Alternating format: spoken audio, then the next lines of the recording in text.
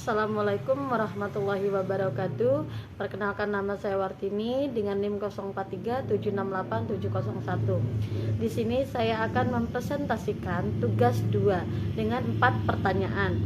Yang pertama, bagaimanakah filsafat ilmu mengawasi dan memperkuat eksistensi keilmiahan serta nilai-nilai dalam ilmu pendidikan? Yang kedua, bagaimana pendidikan yang bermakna dan bernilai turut memperkuat perkembangan filsafat ilmu. Yang ketiga, mengapa filsafat ilmu disebut sebagai pisau analisis seperti ontologi, epistemologi, dan aksiologi dalam membedah persoalan-persoalan pendidikan.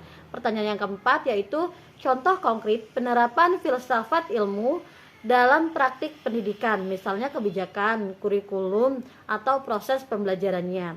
Mari kita saksikan pertanyaan yang pertama, bagaimana peran filsafat ilmu dalam mengawasi dan memperkuat ilmu pendidikan? Peran filsafat ilmu dalam mengawasi dan memperkuat ilmu pendidikan adalah berfungsi sebagai fondasi relatif yang menjaga agar ilmu pendidikan tetap ilmiah, rasional, dan bernilai. Contohnya 1, mengawasi eksistensi yang disebut ontologis. Yang kedua, memperkuat keilmiahan atau epistemologisnya. Dan yang ketiga, menjaga nilai atau yang disebut dengan aksiologisnya. Yang kedua, bagaimana pendidikan bermakna memperkuat perkembangan filsafat ilmu? Hubungan ini bersifat timbal balik. Pendidikan bermakna menghasilkan praktek nyata yang menjadi bahan refleksi filsafat ilmu. Dengan kata lain, praktek pendidikan adalah laboratorium hidup bagi filsafat ilmu. Pertanyaan yang ketiga, bagaimana filsafat ilmu bisa disebut sebagai pisau analisis dalam pendidikan? Disebut sebagai pisau analisis karena mampu membedah persoalan pendidikan secara mendalam melalui 3 metode atau 3 dimensi utama. 1 itu tentang ontologi, yaitu apa masalahnya. Yang kedua tentang epistemologinya, yaitu bagaimana mengetahui atau menyelesaikan masalah.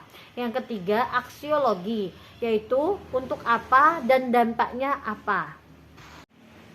Pertanyaan keempat adalah contoh konkret penerapan filsafat ilmu dalam praktik pendidikan.